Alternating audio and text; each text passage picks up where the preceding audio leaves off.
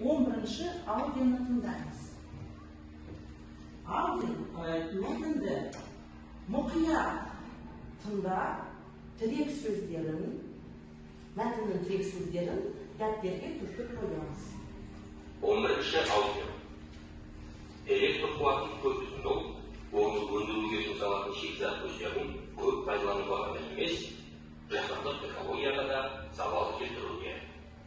Сондықтан адамзат болашағы үшін алаңдайтын әрбір азамат электр қуатын күнделікті тұрмыста үнемдеуі керек. Ұялы телефон, ноутбук секілді құрылғылардың қуаттағышын тоқтан ылғи ажыратып отырған дұрыс. Өйткені ток көзіне қосылып тұрған құрылғы энергия тұтынады.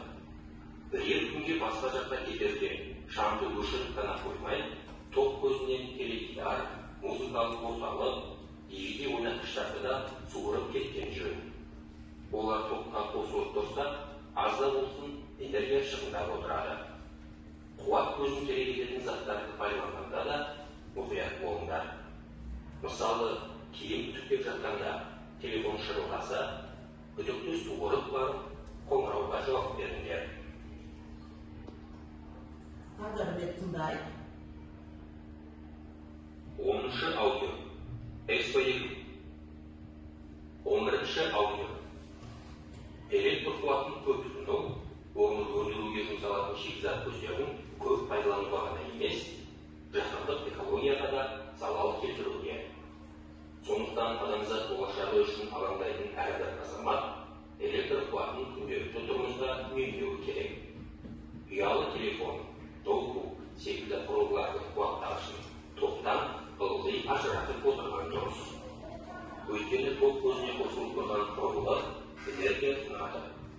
Бірер күнге басқа жаққа кетерде шамды өшіріп қана қоймай, ток көзінен теледидар, музыкалық орталық, егде ойнатқыштарды да суырып кеткен жөн.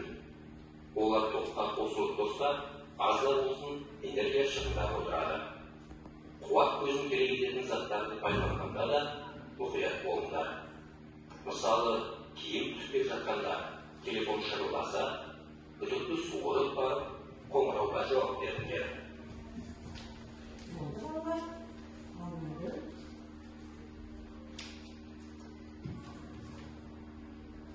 Тірек сөздерімізді, мәтінге бағын байланысты тірек сөздерімізді жазайық.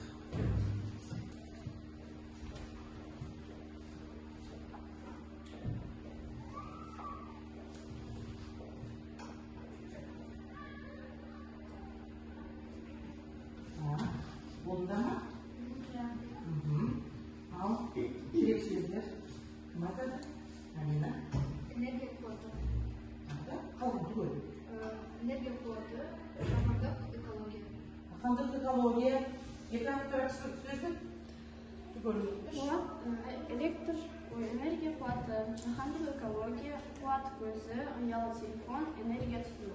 Энергия тұтыну. Тағы кімде? Кирилл, өзің тірек сөздерін оқы. Электр қуаты, жаһандық экология, үнемдеу керек. Үнемдеу керек, да? Тағы кімде бар? Тағы қосатын бар ма? Қосатын? Басқа сөздер қосатын бар ма? Добавить еще? Қосатын бар ма? А?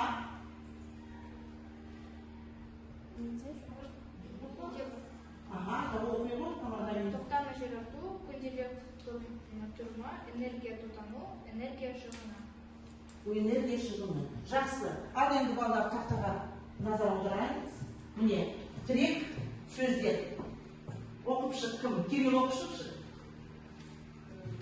Тексереміз, өзіміздің орындаған тапсырма. Оқы Кирилл. Тірек сөздер, жетекші сұрақтар. Ой, подожди. Келесі. Тірек сөздер. Электр қуаты, экологияға зал, үнемдеу, тоқтан ажырату, энергия тұтыну, энергия шығыны. Энергия шығыны. Жақсы бала. Енді осы тірек сөздер негізінде мәтіннің негізгі ойын анықтанды. Мәтіннің негізгі ойы қандай? Кім айтады? Кристина, мәтіннің негізгі ойы? Мәтіннің негізгі ойы яна Электр қуатын. электр қуатын үнемдеу. Дұрыс па балалар? Электр қуатын үнемдеу. Бұл мәтінде не туралы айтылады? Қалай электр қуатын үнемдеу керек. Жақсы. Енді бала оқулықтарында ашыңдар. 52-ші бет, бірінші тапсырма. 52-ші бет, бірінші тапсырма. Мәтінді оқып шығыңдар.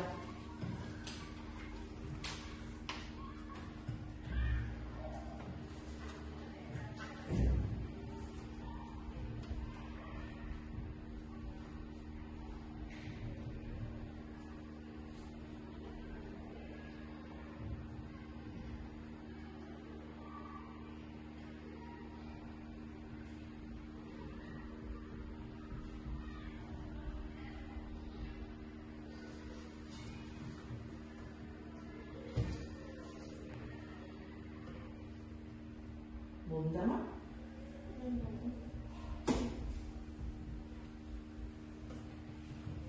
Болды ма? Ал енді, балалар, мәтінге байланысты сұрақтарға толық және қысқа жауап береміз. Бірінші сұрақ. Электр қуатын көп қолдану неге әсер етеді? Толық сұрақ. Люба, толық жауап. Электр қуатын көп тұтыну, оны өндіруге жұмсалатын шикізат көздерін көп пайдалануға және жаһандық экологияға залал келтіреді. Дұрыс па балалар? Дұрыс, жақсы. Ал енді қысқа жауап. Қысқа жауап, Санжар. Электр қуатын көп тұтыну Қысқа жауап. Санжар, қысқа жауап. Яғни экологияда залал келтіреді. Экологияға залал келтіреді. Санжар, сен түсінбейсің ғой, не? Екінші сұрақ. Ұялы телефон, ноутбук, теледидар, музыкалық орталық, DVD, ойнатқыштарды неліктен тоқтан соғып кеткен жөн? Толық жауап. Яна? Өйткені ток көзіне қосылып тұрған көмірге энергия тұтынады. Энергия тұтынады. Жақсы. Кім? Кирилл? Қысқа жауап. Энергия тұтынады. Энергия тұтынады. Дұрыс па балалар? Дұрыс. Келесі. Киім түтеп жатқанда телефон шырылдаса, нені соғып барып қоңырауға жауап беру керек? Кристина? Киім үтіктеп жатқанда телефон шырылдаса, үтікті суырып барып қоңырауға жауап беруде. Беруде. Бұл толық жауап, ал қысқа жауап үтікті. Жақсы балалар. Енді балалар мәтіннен мәлімет алды, сол мәліметтерді жинақтай отырып, кластер толтырамыз.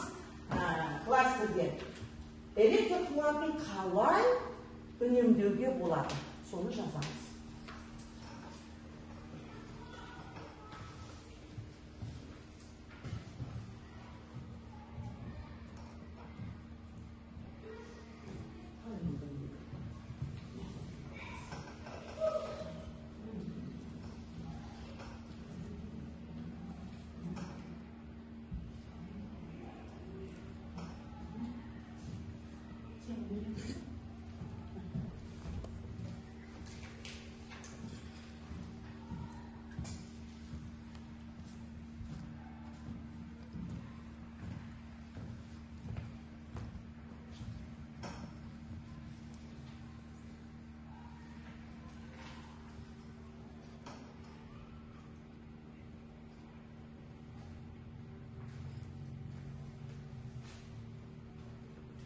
Бұл жұптық жұмыс балалар орындап болғаннан кейін бірін-бірімен не істейміз?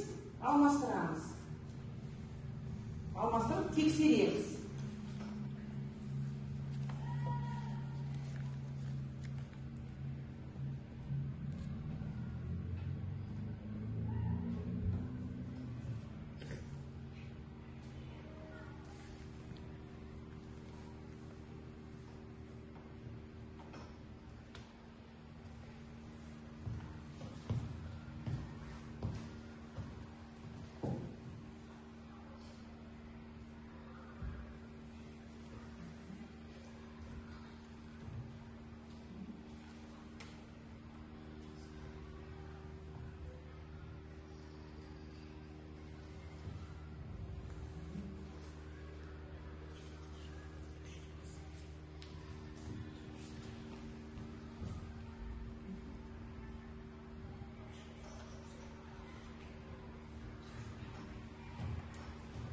Söz toxtata vereyim ben. Bachara çöreğe. Так, балалар, болдыңдар ма? Болдыңдар ма? Так, бір-бірінен алмасамыз. Бір-бірінен. Тексереміз. Тақтаға назар аударып, тақтаға қарап тексереміз. Дұрыс па, дұрыс емес пе?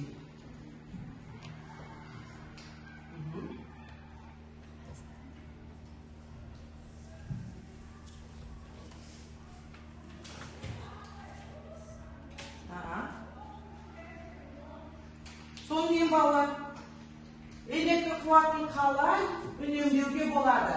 Оқып шығайық тақтадан. Қалай үнемдеуге болады? Люба.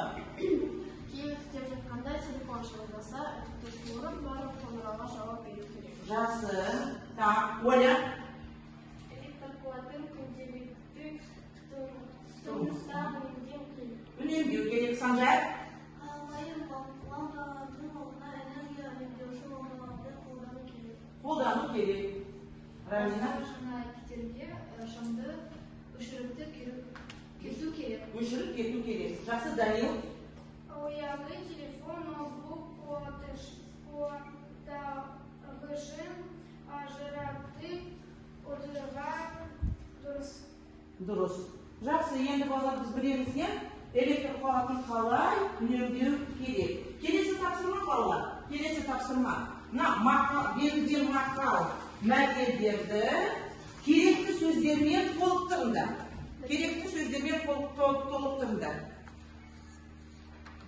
Ауызша орындаңыз. Керекті сөздермен толықтырыңдар. Ауызша орындаңыз. Кішкене ойланыңдар. Санжарда ағайын.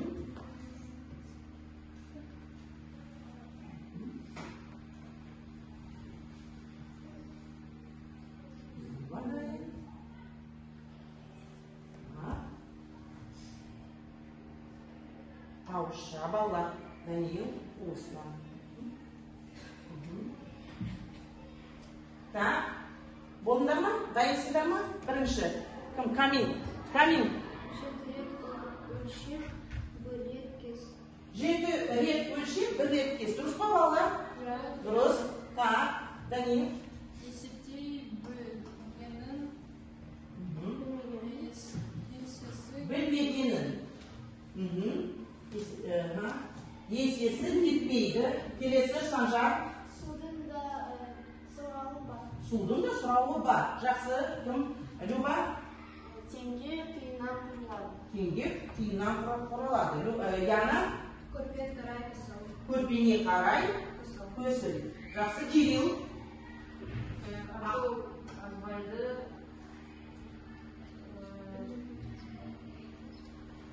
Ақыл азбайды. Ақыл азбайды. Кім көмектеседі? Санжар. Білім тозбайды. Соңғы кім? Рамина. Қалай білесіңдер? Бұл мақал мәтелдер біздің сабақтың тақырыбына қатысы бар ма? Иә, бар. Немен? Үнемдеуді